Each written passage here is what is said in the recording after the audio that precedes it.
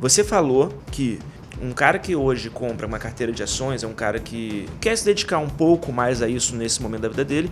Você falou que você vê o cara talvez em 5 anos tomando as próprias decisões e até vivendo do próprio rendimento dele. Então, na sua visão, é possível viver de trade.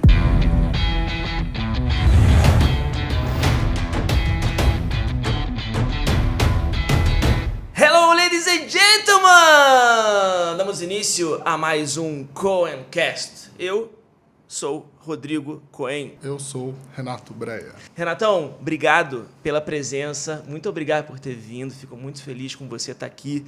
E hoje vamos falar sobre fundos de investimento. Vamos falar sobre como você pode ganhar dinheiro, não só fazendo day trade, comprando e vendendo, índice, dólar, ações, o que mais tiver, não. Como é que você pode fazer também um planejamento, um investimento para longo prazo. Eu trouxe um cara fera aqui, um cara que eu admiro muito, um cara que eu sigo ele nas redes sociais e eu vejo como ele é competente naquilo que ele faz. Então, fica com a gente até o final, aproveita para deixar o seu like e comenta embaixo, faz perguntas que a gente vai ter um grande prazer de responder para vocês. Renatão, obrigado pela presença mais uma vez. Cara, eu queria começar te perguntando o que você faz hoje no seu trabalho, para as pessoas poderem te conhecer um pouco, e aí a gente começa. Tá bom. Eu sou sócio da Nord Research, né, uma casa de recomendação de investimentos, né? Em inglês falaria que é uma independent research, né? Mas a gente fala que é uma casa de recomendações de investimento independente. Então, basicamente, a gente vive hoje só das assinaturas dos nossos assinantes, né? Eles pagam assinaturas desde R$18 por mês, por exemplo, uma assinatura mais simples para falar sobre um tipo só de investimento em ações, até assinaturas mais completas que envolvem renda fixa, fundos, ações, aí ações voltadas para small caps ou ações que estão passando por processo de stress, que a gente fala, que estão em processo de reestruturação. Então, a Nord se propõe a tentar cobrir todas as classes de ativos, ou seja, através das assinaturas da Nord, a gente acha que o investidor comum, né, aquela pessoa que pode ser uma dona de casa, pode ser um arquiteto, um engenheiro, um advogado, ele pode ter as mesmas recomendações de investimento que um investidor profissional, né? Então, precisa ser bastante técnica, ou seja, o trabalho precisa ser bem feito, mas, ao mesmo tempo a gente tem que trazer uma linguagem um pouco mais fácil para as pessoas que não são desse mundo conseguirem investir, né, por conta própria, né? E aí, lá dentro da Nord, eu acabo sendo responsável por recomendar fundos de investimento, né? Então, basicamente, hoje, lá dentro dos fundos de investimento, a gente tem fundos de renda fixa, e aí, enfim, é uma classe que, para a gente, hoje, está muito restrita aos fundos de Tesouro Selic Simples, porque a gente não gosta de crédito privado nesse momento, depois a gente pode até entrar no detalhe. Eu vi uma entrevista sua falando sobre isso, depois eu queria até te perguntar se a gente tiver... Sim. E fundos multimercado, e aí fundos de ações, né? Dentro da classe de fundos de ações, a gente poderia colocar os fundos long bias também, a gente pode entrar no detalhe, mas a gente acha que com uma carteira dessa, você consegue tranquilamente construir patrimônio de forma consistente, escolhendo bons gestores, né? E, enfim, e ter uma carteira que pode entregar bons retornos ao longo do tempo, né? E tem se provado assim desde que a gente conseguiu montar, né? Muito bom. Eu trouxe um dos motivos que eu te convidei, porque, como eu te falei até antes da gente começar, eu hoje... há algum tempo, né? Eu não fico só nas ações. Uhum. Eu hoje tenho em torno de 60% do meu patrimônio investido em fundos. Então, uma forma que eu encontrei há algum tempo atrás de não precisar ter uma gestão minha ativa, de ficar mudando uma coisa ou outra. A gente não faz day trade de fundo, né? Uhum. Então, nem swing, né? A gente deixa aí, pelo menos eu deixo para longo prazo. É muito difícil mexer num fundo. Uhum. Então, a menos que, sei lá, a performance seja muito aquém, e aí, sei lá, alguma coisa acontece. Então, é uma forma que eu hoje... tenho de ganhar dinheiro, né, para o longo prazo, e é uma coisa que eu quero trazer para as pessoas que me ouvem, que eu acho muito importante. Minha pergunta é, por que existe um preconceito de algumas pessoas com fundos de investimento? Tem gente que fala, não, eu não boto em fundo de jeito nenhum, e enquanto outras, não, eu boto em fundo como eu, por exemplo, eu quero botar porque para mim é uma coisa que vale a pena para longo prazo. Sim. Acho que existe um preconceito, assim como existe preconceito com várias outras classes de ativos, né? Então, acho que talvez o maior preconceito em relação a fundos é falar, eu acho caro pagar 2% de taxa de administração, mais 20% de taxa de performance para um cara que eventualmente não vai entregar assim um retorno tão expressivo, né? E a gente vê que isso não é muito verdade. Se você escolher bons gestores ao longo do tempo, esse cara se paga com folga. Com certeza. Né? Com folga, né? Então, eu acho sim que a indústria mudou bastante de tempos para cá. E aí, assim, produtos que lá atrás faziam sentido, hoje já não fazem mais sentido, né? Então... Como, por exemplo? assim, um fundo multimercado, por exemplo, que tinha uma vol muito baixa, né? Porque quando você tem taxa de juros a 10% ao ano, um fundo multimercado cobrava 2% de taxa de administração, ele precisava dar um deltazinho muito pequeno para atingir um retorno razoável acima do CDI. Né? À medida que o juro vai para 4% ao ano e o cara está cobrando os mesmos 2% ao ano, ele precisa tomar mais risco. E aí alguns produtos não foram feitos para tomar mais risco. Né? Então esse cara vai ter dificuldade. Então eu acho assim, ao longo desde que a gente construiu lá o produto do Nord Fundos, a gente foi fazendo uma migração para produtos de maior, de produtos mais arriscados dentro do universo do multimercado, né? Até é bastante comum que dentro da mesma casa os gestores eles criam um produto que tenha risco 1 e risco 2, é exatamente o mesmo produto, só que um tem vol de 4, outro tem vol de 8, né? E vol só para explicar, a gente está falando de volatilidade, né? Então é um fundo que numa janela de um ano tem uma volatilidade de 4 ou 8%, que eu estou querendo dizer aqui. É simplesmente uma medida de quanto que a cota chacoalha nessa janela de tempo, mas não necessariamente isso vai acontecer, né? Então isso é uma vol esperada que a gente fala. Então, assim, acho que produtos com vol muito baixa, como eu estou dizendo, assim, vol de 4, de 5, esses produtos eventualmente vão morrer, né? Não vão se pagar. Então, sim, eu acho que esse tipo de produto é um produto que tende a morrer e aí você vai ter que... Acho que a grande vantagem é que hoje, com pouco dinheiro, você consegue acessar o produto de vol 8, então é melhor você ter menos dinheiro no produto de vol 8, que ele, sim, está adequado ao que ele se propõe a fazer. Entendeu? Entendi. E uma pergunta que é uma pergunta de leigo, e muita gente hoje me fala que não vale a pena colocar em FIAs, por exemplo, né, de fundos de ações. Por quê? Porque o resgate da maioria deles é no mínimo D mais 30, né, 30 dias. Aí fala, poxa, a cota do fundo ela está um valor hoje. Se eu for resgatar hoje, só daqui a 30 dias eu vou saber quanto eu vou realmente retirar.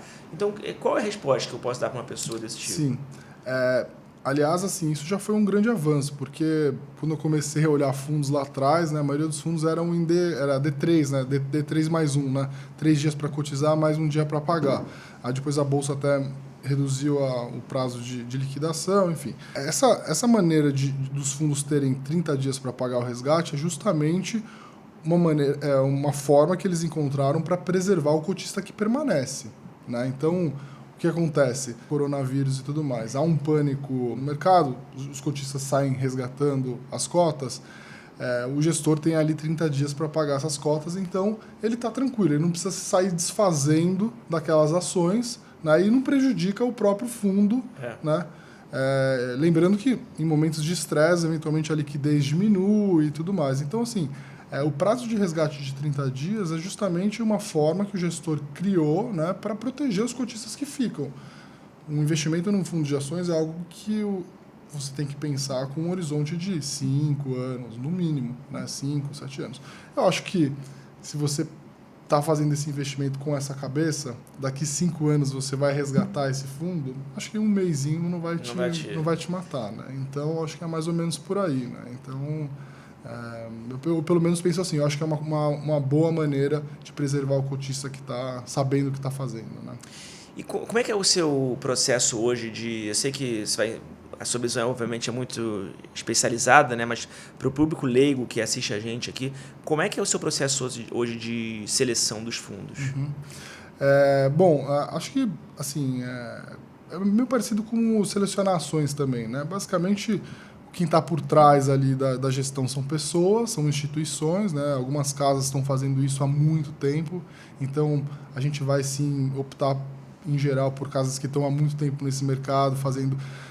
basta lembrar que a última grande crise foi em 2008, né? Então, às vezes, uma gestora existe há 5 anos, não pegou nenhum estresse no mercado. Né? E a gente tem histórias de gestores que estão há mais de 15 anos no mercado, fazendo a mesma estratégia, o mesmo produto, com os mesmos sócios, a mesma equipe. Então, assim, acho que essa parte qualitativa vale muito, né? As pessoas que estão por trás disso, há quanto tempo estão fazendo e tudo mais. E aí, sim, a gente vai olhar questões da estratégia do produto, se faz sentido com o que a gente acredita. Então, em fundos de ações, uma estratégia que a gente fala, né? Fundos long only, são fundos que compram, sentam, geralmente a carteira está ali com 90% a 100% do patrimônio alocado. A gente gosta de gestores que têm uma carteira razoavelmente diversificada, não alavancam. Então, a gente viu, ao longo desses últimos 15 anos, gestores muito, muito competentes que acabaram destruindo as suas assets porque estavam muito concentrados numa outra ação, né? E aí, assim, então, assim, a gente procura, nesse sentido, também olhar no produto qual que é a estratégia, né? Diversificação, a performance, a atribuição de performance, né? Se aquele gestor ele conseguiu ganhar em várias janelas, se ele se protegeu quando o mercado foi mal, e também se ele não teve uma só ação que foi responsável por toda aquela performance, que aí fica muito... acabou sendo uma performance muito concentrada num só ativo, que eventualmente tenha sido sorte e tudo mais. Então, acho que são questões qualitativas e quantitativas que a gente acaba olhando, a gente visita. O que eu falo para o público, e acho que essa seja a dica aqui mais legal que eu possa dar, é que os gestores estão muito abertos hoje. Na minha época, para você conseguir ler uma carta, você tinha que pedir, pelo amor de Deus, para o pai do amigo te encaminhar, entendeu? E os gestores estão no YouTube hoje, estão nas redes sociais, eles... em 15, 20 minutos você consegue saber quem é o gestor, há quanto tempo ele faz aquilo, como é que é a cabeça dele, qual que é o perfil do fundo, né? Os gestores acabam fazendo coisas diferentes, assim, dentro do mesmo universo, né? Apesar de todo mundo falar que é value investor, né? Investidor de valor de longo prazo, eles acabam tendo visões um pouco diferentes. Então, acho que a ideia é sempre mesclar um pouco, né, gestores com perfis um pouco diferentes e tal. Cada empresa tem o seu toque, né? Igual você tem a sua visão de preferir uma coisa em relação à outra. Sim. Muito bom. E uma pergunta, por que muitas vezes uma carteira, a gente hoje, por exemplo, tem que fazer eu tenho que fazer uma distinção quando eu trago para o meu público, né? Quando eu falo muito sobre investimento de mais longo prazo, eu tenho que fazer uma distinção entre as carteiras recomendadas de corretora ou de casas, e vocês também têm carteiras recomendadas, e de alocação e performance dos fundos. Uhum. Por que muitas vezes uma carteira recomendada tem uma performance melhor do que um fundo? Isso acontece bastante, não acontece? Sim, com certeza. Assim, mesmo lá na Nord, né, a gente tem uma carteira recomendada de 10, 12 ações, que, por exemplo, o Bruce é responsável. Né? O Ricardo também é a mesma coisa. Mas a gente tem clientes lá que falam, eu não tenho tempo de comprar, nem ler, né, e nem acompanhar o que... Assim, comprar... Ele entra lá, vê as 12 ações que ele precisa comprar, ele compra. O Ricardo escreve semanalmente. Ele precisa, o investidor de ações diretamente, ele precisa de um pouco mais de mão na massa. Sim, né? Com certeza. Então, assim, eu não sei se num ano uma vai ser melhor do que a outra. Eu acho que são perfis diferentes. Eu acho que o investidor que está se propondo a investir em ações diretamente através de uma carteira recomendada, eu acho que em 5, 7, 10 anos ele pode ser um investidor profissional por conta própria. Né? E eu acho que tem um valor gigantesco isso. Ele pode morar em casa e gastar o tempo dele com o que ele quiser. Né? Eventualmente largar o trabalho e tudo mais. Então, eu acho que essa é a diferença. Alguém que está se propondo a comprar suas próprias ações, acompanhar o analista, eu acho que lá na frente ele pode ter essa oportunidade. Investindo em fundos também, né? Mas eu acho que esse cara tende a ser um cara que depois vai tomar as próprias decisões, vai escolher as próprias ações e assim por diante. Né? Renato, você faz day trade? Não. Você... Eu já fiz. Já fez. Então, eu queria entrar nesse ponto. Você tem alguma limitação de poder comprar algum ativo? por trabalhar na Nord. Sim, eu preciso seguir algumas regrinhas lá. Então, eu posso comprar as ações que os analistas recomendam, mas eu só posso comprar 5 dias depois da recomendação deles e só posso vender 5 dias depois da recomendação de venda, por exemplo. Tá. Igual a mim, né? Eu também sou analista, não posso, por exemplo, tradar aqui índice dólar, porque eu faço nas minhas lives recomendação de índice dólar. Mas assim, então agora eu queria entrar nesse ponto, que é um ponto que você tocou, que eu achei muito interessante. Você falou agora que você vê um cara que hoje compra uma carteira de ações, é um cara que ele talvez tenha mais tempo, ou esteja mais preocupado com isso, ou uma pessoa que quer se dedicar um pouco mais a isso nesse momento da vida dele. Você falou que você vê o cara talvez em 5 anos tomando as próprias decisões e até vivendo do próprio rendimento dele. Então, na sua visão, é possível viver de trade? Eu acho que dá para você viver dos seus próprios investimentos, sim. Eu trabalhei já em corretor, eu trabalhei quase metade da minha vida em corretoras, né? Uma corretora que era institucional, mas tinha pessoa física, e depois eu trabalhei na Rico durante 4 anos, que era uma corretora que, logo desde o começo, foi uma corretora montada para pessoa física, para também traders e tudo mais. Né? Você era chefe do Beto lá ou você contratou ele? Assim, o Robertinho, a gente estava precisando de um analista, a gente trouxe ele lá na época, depois a gente acabou separando. Legal. Eu fui para uma área de distribuição de fundos, de gestão de fundos, e ele foi para essa área de análise, né? E é um grande amigo meu, mandar um abraço para ele, inclusive. Beto é demais, foi meu chefe, eu considero pra caramba ele. Então, assim, acho que sim dá para viver. O que eu acho que assim, as pessoas tendem a menosprezar o tempo de aprendizado de uma coisa tão difícil quanto investimentos. É tão difícil como qualquer outra coisa na vida. Você imaginar que em 30 dias, 60 dias ou até 6 meses você vai estar vivendo de uma coisa que você nunca fez na vida, acho que assim, é bem improvável, né? E o que a gente vê na prática é que as pessoas tendem a não só fazer isso, como elas se alavancam, né, e depois quebram. Quer ganhar dinheiro rápido, fácil e muito. Mas isso acontece em todos, não só, mesmo em fundos, mesmo em quem compra ações diretamente, enfim, não só no trading mesmo, mas assim, acho que dá, acho que eu só acho que as pessoas que precisam dar o tempo de aprendizado que uma coisa tão difícil como investimentos necessita, né? Sim. Então... Eu fiz essa pergunta, não foi para te deixar fora do...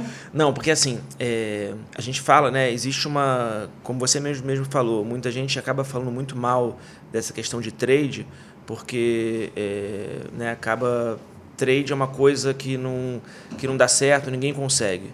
Só que se a pessoa fizer do jeito certo, né, pensar nisso, uma visão com longo prazo, e uma coisa que eu tento trazer muito é que eu não falo de viver de day trade, mas viver de trade. Sim. E o trade está envolvido tudo. Pode ter uma parte de day trade, pode ter uma parte de investimento de um swing trade mais curto, uma parte de longo prazo, uma parte de ações para carteira de ações, uma parte de fundos, uma parte de fundos imobiliários, uma parte de... Por aí vai, até, sei lá, de alguma outra coisa que esteja fora e faz a pessoa, se ela for boa naquilo, ela pode poder ganhar dinheiro com aquilo. Sim. Eu acho que esse é um ponto que muita gente acaba falando mal, porque assim, eu vejo muita gente... eu te conheci, na verdade eu conheci a Nord e depois eu vi você no Twitter, a galera do FinTwitch tem muita... Né, comecei a participar lá há pouco tempo, né, tem as tretas e tem a galera do bem, e aí depois eu vi que você era da Nord, aí eu falei, é esse cara que eu sigo, caramba, que legal, então um cara super bom, mas existe um certo preconceito da galera de lá falando dos traders, né? Ah, sim. O FinTwitch como um todo ali fala mal do day trade. Fala mal de day trade, fala mal de curso, de vendedor de curso, chama gente de vendedor de curso. E, cara, eu invisto. Ontem à noite eu comprei S&P pra mim, fora, e, cara, ganhei, talvez o dinheiro que eu ganhei nessa madrugada foi o que muita gente demora 1 mês para ganhar. E, cara, tô na minha, eu ganho... Então, o que eu faço é trazer conhecimento do meu conhecimento para outras pessoas que também gostariam de ganhar do mesmo jeito que eu ganho. Então, o pessoal acaba falando um pouco mal, né? Sim, porque, assim, o que a gente vê, que acontece, né? Como qualquer outra coisa, em qualquer outro mercado, não só no mercado de investimentos e tudo mais. Né? Você vender um curso de day trade, depois, porque, eventualmente, você está... você tem um contrato com uma corretora, ou seja, você está interessado na corretagem e também no curso. Num mercado que é difícil do jeito que onde tem uma mortalidade que tem, a gente já viu os dados estatísticos de pessoas que começam nesse mercado. Assim, 90 e altos por cento de pessoas que começam nesse mercado e depois quebram, perdem de dinheiro, né? Então, acho que acaba assim havendo um preconceito. Talvez, eu acho que a crítica tinha que ser um pouco melhor construída do que só falar, olha, isso aí é balela, isso aí... Eu só acho que é muito, muito difícil, por isso eu falo assim, façam se quiserem, comecem pequeno como qualquer outra coisa na vida e estudem muito, muito, né? Eu já fiz, e assim, eu era ruim, assim, eu ganhava mais do que perdia, mas assim, eu passava mal o dia inteiro, sabe? E eu ganhava mais do que perdia, mas assim, não valia a pena para mim. Não compensava, né? Não valia a pena, sabe? Então, e eu trabalhando numa corretora, assim, então, para mim não serve. E eu acho que é muito difícil. Então, precisa de muita disciplina, muito estômago e tal. Então, mas eu acho que pode servir para algumas pessoas, assim, talvez até não tanto em alta frequência, né, no day trade mesmo, mas talvez nos trades mais de curto, médio prazo, talvez. Vamos dividir, eu sempre falo muito sobre isso, apesar de eu não ser especialista, mas eu sempre falo muito sobre a questão da divisão, né, da tal pizza dos investimentos, você dividir entre renda fixa, multimercado e renda variável. Uhum. Vamos falar um pouquinho de renda fixa para as pessoas. Eu hoje, vou falar de mim, eu hoje tenho, na minha pizza, tinha, né, até o início do ano, 50% em renda variável pelo meu perfil, tá? Uhum. Não sei nem se está certo ou não, mas é o que eu fiz para mim. 50% em renda variável, e aí leia-se aqui ações e fundos. 30% eu fui mudando no ano passado, 30% em renda fixa e 20% em multimercado. Achei que o multimercado começaram a não performar tão bem e tal, e para mim os juros iam ficar onde estavam, então eu fiz uma análise própria, achei que não valia a pena. E agora, desde o início do ano, eu comecei a tirar um pouquinho da renda fixa e um pouquinho do multimercado para que eu possa comprar as ações mais barato, né, com essa queda, e quando elas estiverem mais lá em cima eu saio e volto à minha configuração inicial. Eu não sei se isso é certo ou não. Eu queria falar um pouquinho de renda fixa. Primeiro, você falou hoje que você não coloca você não acha que é interessante colocar nos fundos de crédito privado. Eles deram uma porradinha para baixo, né, ultimamente, para o preço voltar ao normal, né? Você pode falar um pouquinho sobre renda fixa especificamente primeiro, depois a gente pudesse para multimercado e depois pudesse para fundo de ações de renda variável. Tá. Assim, basicamente em renda fixa a gente tem, né, os pós-fixados, então, enfim, renda de CDI, os pré-fixados, a Marília, que é especialista lá da casa, que é minha sócia, ao longo do ano passado, no comecinho, ela foi zerando a parte de pré-fixados e indexados à inflação. Assim, basicamente, ela achava que tinha não tinha uma simetria convidativa, ou seja, não tem muito mais para ganhar, né? Os juros ficaram muito achatados, né? Então... Eu vi você falando isso, mas você acha que a inflação, desculpa interromper, mas você acha que o fato de você colocar, porque para mim sempre foi regra, se eu coloco no de inflação, ele pode até não render tanto, mas em compensação eu não vou perder valor do meu dinheiro, porque ele vai estar junto com a inflação. Sim, que a gente acabou preferindo naquele momento, a gente tinha renda, vamos supor que a gente tinha 50-50, né? A gente preferiu zerar tudo que era pré e pós, que daria metade desses 50, e aumentar a parcela em ações naquela época. Entendi. Então a gente aumentou, a gente ficou com zero risco na renda fixa, porque, né, pré e inflação você tem risco de mercado, zero risco na renda fixa, e vamos botar um pouquinho mais de ação. Então, assim, vamos correr risco onde tem upside. Sim. Entendeu? Então essa é a nossa cabeça lá. Tá? A gente ainda vê muito gestor, e aí eu acho que é muito legal essa vantagem que eu tenho lá, de como eu visito muitos gestores de multimercado e ações e tal, a gente vê que os gestores ainda gostam desse investimento em juros indexados à inflação de longo prazo, então as NTN-B 50. Tá? Apesar de não ser um call da Nord, a gente vê que esse call está quase em todas as carteiras lá, mas de novo, tá numa ponta, né? A gente está falando de um título que tem um vencimento daqui a 30 anos. Né? Então, assim, como gestor, ele consegue operar isso com muito mais... ele é muito mais técnico, né? Então ele consegue operar isso muito mais rápido. Ele consegue operar essa curvinha aí e sair quando ele precisar. O investidor de pessoa física, e ele consegue se proteger, enfim.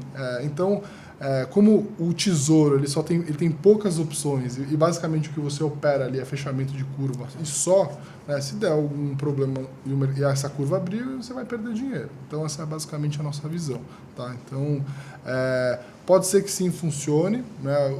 Conversando com gestores, eles ainda gostam dessa posição, mas a gente lá preferiu, nessa pizza, como você estava falando, sim, a gente resolveu aumentar multimercados, a gente resolveu aumentar ações. Então é correr risco onde tem upside. Entendi. Falando sobre multimercado, você acha que hoje os multimercados, se a gente considerar que os países, não sei se isso vai acontecer com o Brasil, os Estados Unidos a gente já ouviu que por causa da questão de coronavírus devem cair os juros, não sei se o Brasil vai acontecer isso ou não. Você vê os multimercados hoje, nesse momento nosso, ainda atrativos? Sim, de novo aqueles fundos multimercados que se propõem a entregar retornos mais relevantes, né? Sim. O cara que vai dar CDI mais 5, CDI mais 6, aí sim. Agora, aquele negócio lá que existia lá atrás de multimercado dando 120 de CDI, hoje o 120 do CDI perdeu a referência completamente, né? Verdade. Naquela nossa época de juros a 10, 120 do CDI, você estava adicionando 2 pontos percentuais, ali era um negócio legal. Agora, né, 120 do CDI num juro de 4, porque como você mesmo disse, pode ser que a gente ainda tenha juros para baixo, não sei, o BCE aí sinalizando, pode ser que a gente tenha mais um corte, não sei. Mas o 120 do CDI perdeu um pouco desse... Não significa mais... a gente vai ter que começar a falar em CDI+, entendeu? Então, acho que sim, você precisa... O fundo multimercado acho que sempre vai fazer sentido dentro de uma carteira, mas não é qualquer fundo multimercado, claro, mas principalmente fundos que se propõem a entregar retornos mais razoáveis para justamente ele valer a pena aqueles 2% que você está pagando para ele.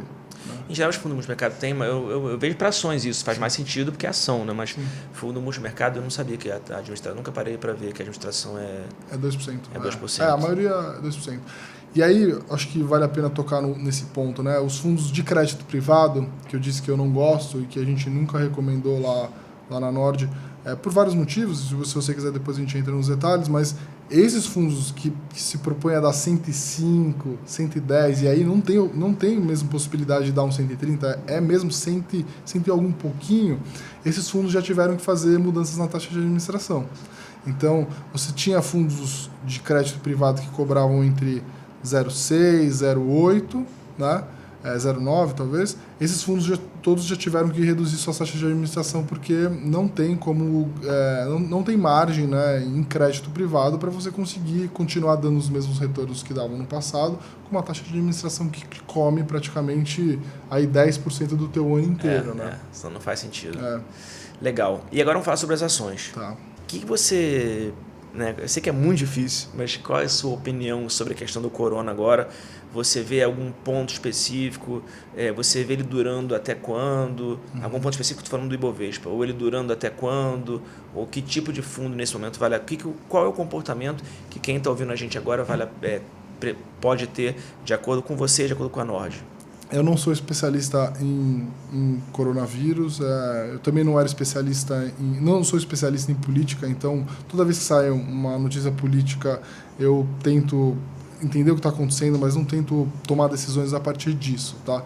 Eu acho que a gente já passou por vários momentos como esse, então toda vez que o mercado entra no modo pânico, eu acho que a gente entrou no modo pânico, eu acho que a gente tem oportunidade.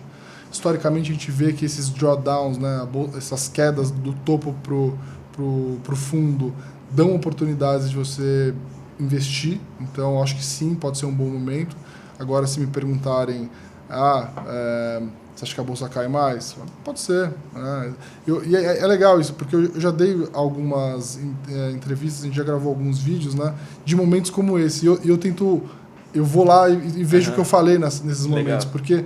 Eu lembro que antes das eleições começou a rolar aquele risco de Haddad e tudo mais, né? E aí eu lembro que o discurso mudou muito rápido das pessoas. Eu falei, cara, olha isso, né? As pessoas estavam querendo comprar, esperando a bolsa cair para aumentar, né? Aí a bolsa cai 15 mil pontos, agora tá todo mundo zerado e pensando em ficar short, né? Assim. Então... Enfim, eu acho que, assim, eu não faço ideia de quanto tempo o coronavírus vai ficar aí nos atrapalhando. Eu acho que várias empresas da Bolsa caíram demais agora, né? Eu acho que esse momento é bom de você dar uma boa reciclada na sua carteira. Então, eventualmente você tem até alguma coisa boa ali, mas que você já ganhou dinheiro, que está num valuation que já não é tão assim legal. E tem coisa que caiu demais, assim, mas caiu muito, assim, caiu 30%, e coisa muito boa. Então, eu acho que esse é um bom momento de você ir colecionando algumas coisas. Eu penso em investimento meio assim, né? Sim. Você ir colecionando algumas coisinhas e tal. E eu acho que a gente entrou no modo pânico, assim. Eu acho que sim, tem algumas coisas boas que dá para comprar. Assim. Eu sou comprador nesse mercado de coronavírus. Acho que essa é a minha opinião. Nord, como é que as pessoas fazem para... Você vê que o meu sotaque carioca Nord, né? Uhum. Como é que as pessoas fazem para encontrar? Tá. No nosso site, né, a gente tem uma newsletter gratuita que todo dia a gente escreve e fala o que a gente... Eu leio. Muito legal. Então as pessoas podem lá se cadastrar gratuitamente e receber o nosso conteúdo gratuito todo dia. Então hoje a gente vai... eu ainda não li o de hoje, mas assim, a gente todo dia escreve sobre alguma coisa que está acontecendo no mercado. Então, eventualmente, o que o coronavírus impactou nas empresas que a gente recomenda lá. Ou a gente fala sobre uma filosofia de investimento, ou, enfim, são vários temas, cada dia um analista escreve, nós somos em 11 analistas lá hoje, a gente está bastante feliz que a gente conseguiu construir uma equipe muito boa hoje. E aí, também tem o nosso Instagram, tem o nosso YouTube também está muito legal, assim, a gente faz várias lives, as pessoas podem interagir. E aí, dentro da área dos assinantes, a gente também faz as lives, as monitorias, a gente tem as recomendações das carteiras, o acompanhamento. Para algumas assinaturas a gente tem Telegram. Então, a gente está tentando cada vez melhorar essa interação com o público, né? Com as opções que a gente tem hoje na mão em diferentes formatos. A gente também tem um podcast. É tranquilo hoje achar, né? Tudo põe Nord Research. Só botar Nord, isso eu acho que o pessoal acha. Ou Nord direto. Como você está há muito tempo no mercado, né? Uhum. Com certeza tem muitas histórias para contar. E eu acho legal, essas histórias sempre motivam as pessoas, sempre incentivam as pessoas a olhar e falar, caramba, cara, que legal, imagina se isso acontecesse comigo. Tem alguma história, seja com você, seja com algum assinante, seja com algum amigo, alguém, sei lá, que você poderia contar, que você acha que foi uma história legal, que a pessoa seguiu aquilo, deu certo, que a pessoa conseguiu vencer e realizar o sonho e cumprir o objetivo dela, alguma coisa que você poderia falar assim? Sim. Olha, tem uma coisa muito legal do nosso trabalho, que é o feedback que a gente recebe dos assinantes, assim, né? E aí, além de, óbvio, as pessoas escreverem pra gente e tal, encontra as pessoas na rua e as pessoas... Assim, a gente também tem que pontuar que os últimos 4 anos foram muito bons para ganhar dinheiro e basicamente as pessoas nos conhecem há menos tempo, né? Então, claro que eu não fico torcendo para as coisas irem muito mal para depois as pessoas acharem que foi culpa nossa, mas eu falo sempre para as pessoas, olha, a gente está muito feliz sim com o resultado, a gente tem conseguido entregar bons resultados acima da média do mercado num período que foi muito bom, mas a gente tem que lembrar que o mercado é cíclico e a gente pode ter momentos muito difíceis à frente, né? Então, quando os elogios vêm relacionados à performance que a gente entregou, eu falo, olha, eu gostaria que você esperasse mais tempo para me elogiar. Então, assim, o mercado é cíclico e a gente precisa estar bastante consciente disso. Agora, de histórias de mercado, assim, eu tive o prazer assim, de conhecer muito desses investidores de bolsa que estão investindo desde a década de 70, assim, né? Semana retrasada eu conheci o Barsi, né? Uau. Pô, eu cheguei tremendo, assim, na sala, né? Assim, o cara tá fazendo isso há muito tempo, né? E eu fiz uma pergunta para ele, né? A gente tava falando sobre pessoas e tal, e ele falou, olha, esse cara aqui conheceu na mesma época que eu, né? E ele tinha uma casa de análise, foi uma das primeiras casas de análise que surgiram naquela época e tal. Eu falei, bom, mas né, ninguém conhece ele hoje, né? Ele falou assim, e ele falou, não, ele era tão bom e tão inteligente quanto eu, só que assim, ele não teve paciência, não teve visão de longo prazo, não teve, assim, é uma coisa simples investir, é basicamente você acreditar que isso é uma coisa que você tem que fazer com bastante disciplina, foco, longo prazo. Então, assim, a gente está falando de um cara que ninguém conhece, um cara que ficou tem mais de 2 bilhões e poucos de reais, é um dos maiores investidores na bolsa. Então, assim, é uma coisa, um trabalho de formiguinha, longo e tal, chato, né? O Warren Buffett fala isso, né? O problema é que as pessoas não querem ficar rico devagar, né? Então, acho que é mais ou menos por aí. Legal, muito bom, muito bom. Só para a gente encerrar, eu queria que você falasse para quem está ouvindo a gente aqui, para quem está começando, quem vai procurar a Nord a partir de agora, eu vou colocar o link para vocês aqui embaixo na descrição, tá, gente? Que recomendação que você dá para essa pessoa que de repente nunca investiu, está tendo que sair da renda fixa agora porque não está dando dinheiro nenhum e vai começar na bolsa, mas está com medo. Então, né, a maioria das pessoas que medo do desconhecido, medo da volatilidade da bolsa, das possíveis perdas que a pessoa vai ter, nunca teve que lidar com isso. Qual a dica que você dá? Bom, assim, primeira coisa, tem que abrir conta numa corretora, né, uma corretora independente. Acho que tem ótimas opções hoje. Acho que isso, aliás, é muito, muito bom, né? A indústria de fundos no Brasil ela é muito grande porque a gente não tinha corretoras. Né? Então, para você fazer investimentos, você tinha que dar o dinheiro para um gestor.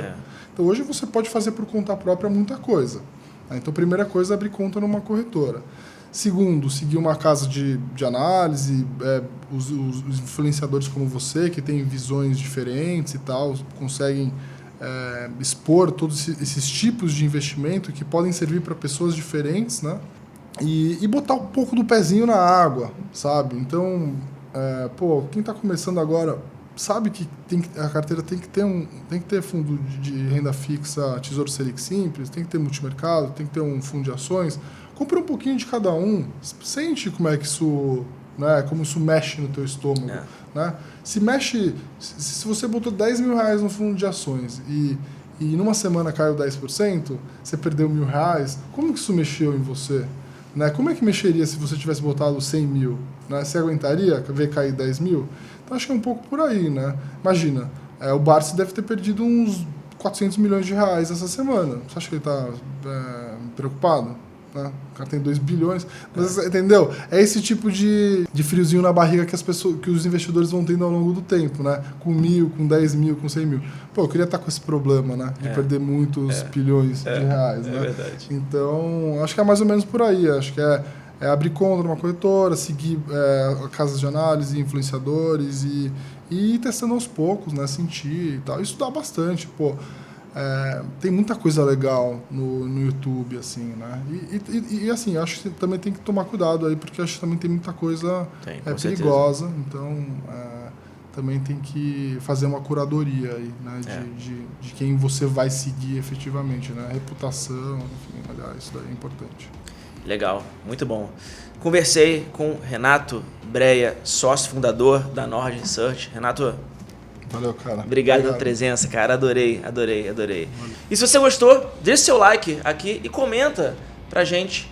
A gente vai ter um grande prazer de responder pra você. Até a próxima e mais um Coincast. Valeu.